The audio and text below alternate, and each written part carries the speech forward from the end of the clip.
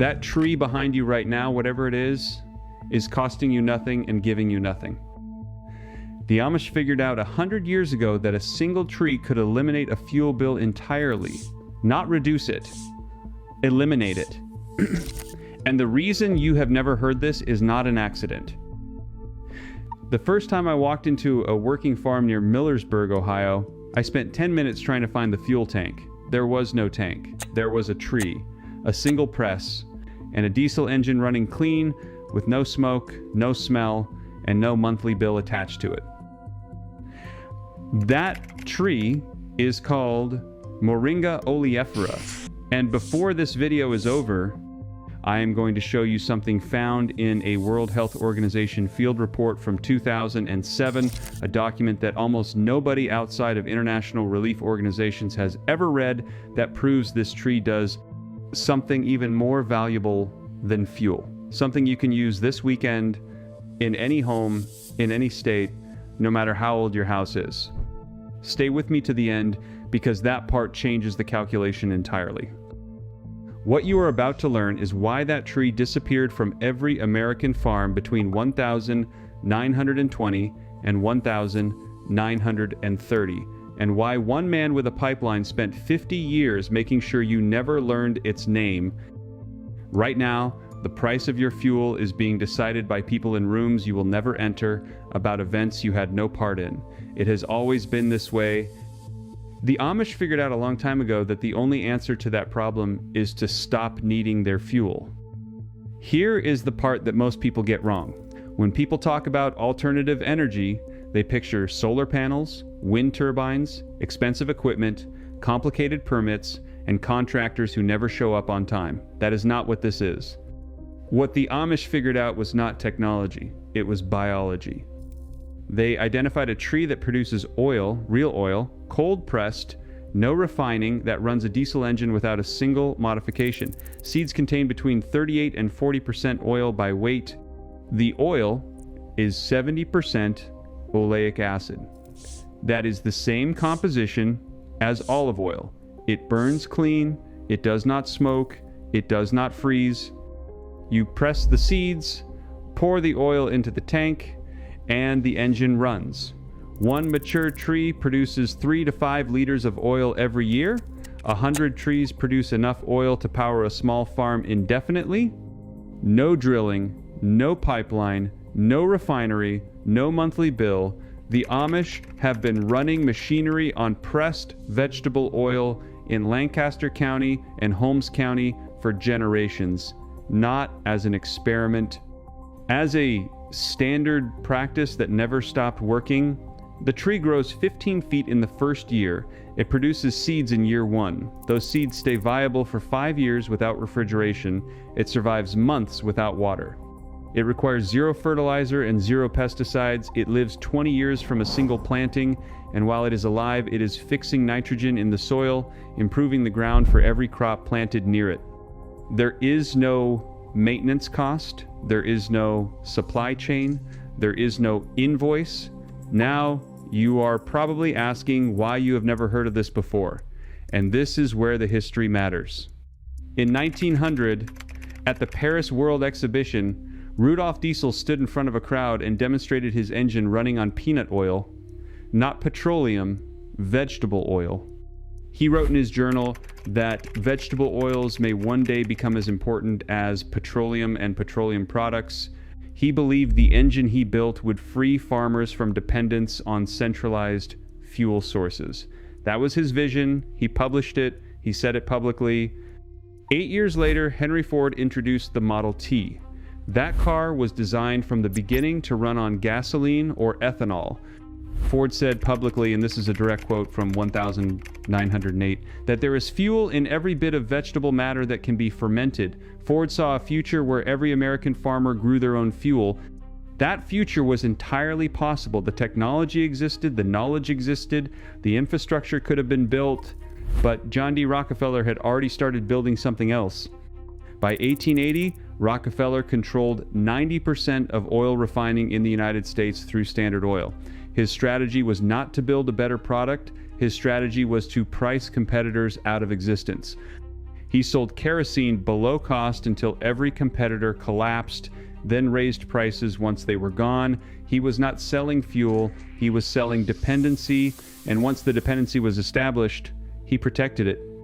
By 1925, oil industry lobbying had ensured that only gasoline was sold at filling stations across America. States passed laws restricting ethanol sales. The infrastructure for vegetable oil fuels never got built, not because it did not work, but because someone had already paid to make sure it would never compete. Rudolf Diesel died in 1913. He fell from a ship crossing the English Channel. The official verdict was suicide. His engine went on to power the world. His original vision, vegetable oil, farmer independence, no petroleum required, was quietly buried. But here is what they could not bury. The Amish never joined the system. Their religious principles prevented them from becoming dependent on centralized supply chains. They kept pressing oil from seeds. They kept planting trees. They kept the knowledge alive, not as a protest, not as a political statement, but simply because it worked and they never needed anyone's permission to use it. Now, if you already own a house and you are thinking this only applies to people building from scratch, stay with me, because this next part is specifically for you.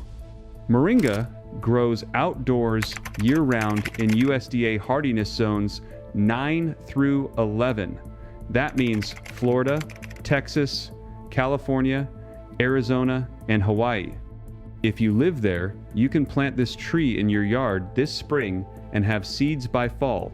No greenhouse, no special equipment, no permit required to plant a tree on your own land. But what about everyone in the northern states? This is the part the Amish in northern Ohio figured out that most people miss. In colder climates, moringa still grows as a container plant or an annual. It will still produce seeds in a single season before the first frost. You grow it in a large pot, bring it in before winter, and it comes back. But more importantly, the Amish in northern Ohio do not rely solely on moringa. They use a combination of pressed sunflower oil and hemp seed oil for small machinery and diesel equipment. Both grow in cold climates, both press cleanly, both run in diesel engines without modification. Sunflower seeds are 45 to 50% oil by weight. Hemp seeds run between 25 and 35%. Neither requires a refinery. Neither requires anything more than a manual or mechanical cold press, which costs less than $100 and lasts a lifetime. You do not need to wait for warm weather. You do not need to move. You do not need a large piece of land. You need seeds, a press, and the decision to start. The machinery in your barn or garage right now can run on oil you grew yourself. The Amish have been proving that for 100 years. They are still proving it today. The Rockefeller Foundation, between 1943 and 1963, funded agricultural programs specifically designed to make American farming dependent on petroleum. Tractors replaced horses, which required fuel. Synthetic fertilizers replaced crop rotation, and those fertilizers were made from natural gas. Pesticides replaced companion planting, and those pesticides were made from petroleum byproducts. The entire agricultural system was rewired layer by layer over 20 years to run on a product that someone else controlled. By the time most American farmers realized what had happened, the alternative infrastructure was gone. The knowledge was fading. The trees had been cut down. The Amish did not cut down their trees.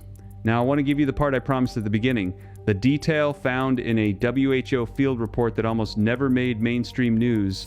This is the secret the mainstream guides never cover, and it changes how you think about this tree entirely. In 2005, researchers at the University of Leicester published a study confirming something that people in 14 countries had already been doing for generations. Crushed moringa seeds purify contaminated water. The proteins in the seed bind to E. coli, salmonella, and cholera bacteria, causing them to clump together and sink to the bottom of the container. In controlled testing, the bacteria reduction was between 90 and 99% in 30 minutes. One seed treats 1 liter of water. The World Health Organization documented this in a 2007 field report covering use across Africa, Asia, and Central America. Relief organizations were using moringa seeds in disaster zones because the seeds worked faster and more reliably than chemical treatments in field conditions, and they could be grown locally, stored without refrigeration, and used by anyone with no training or equipment. One mature moringa tree produces enough seeds to purify water for a family for an entire year. The same tree that runs your small diesel engine, the same tree that costs nothing to maintain, the same tree that improves your soil, the same tree the Amish have been growing since Mennonite missionaries brought it back from India and Africa in the early 1900s and documented its uses in their own farming records. A tree that fuels, feeds, and purifies, growing in your yard, costing nothing after the first planting. This knowledge existed. It was not hidden in a vault. It was written in mission reports and WHO documents and university studies that nobody sent to your mailbox. The system Rockefeller built in 1880 did not need to ban this tree. It only needed to make sure you never thought to plant one. That system is still running, but now you know. The fuel bill was never mandatory. It was designed, and the tree that proves that has been growing in plain sight the entire time. If you are the kind of person who believes that real knowledge has been quietly pushed aside to protect someone else's profit, you already know what to do next. This is not a coincidence, and it is not ancient folklore. It is documented, verified, and sitting in reports that were never meant to reach you. I want to know one thing from you. When you heard that Rudolf Diesel's original engine ran on peanut oil, not petroleum, in 1900, what went through your mind? Leave that answer in the comments below. I read every one of them, and I want to know if this changed how you see that first bill you ever paid at a gas station. If this is the kind of knowledge you want more of, real, sourced, practical, and recovered from the places where it has been quietly sitting for 100 years, then subscribe. Because the next video is going to show you something the Amish in Lancaster County have been doing with a building material that was federally defunded in 1937. And the reason it was defunded will make this one feel like a warm-up.